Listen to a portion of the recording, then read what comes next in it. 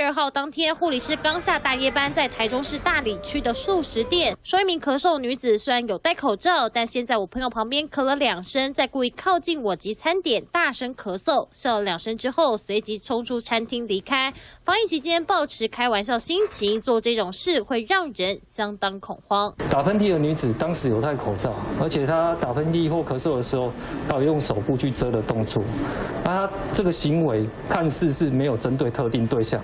比较难以证明说当事人打喷嚏的行为有涉及具体违法的事证。但不管有没有针对性，是故意还是不小心，在这疫情严峻的当下，一点点风吹草动，难免挑起旁人敏感神经。3立台中综合报道。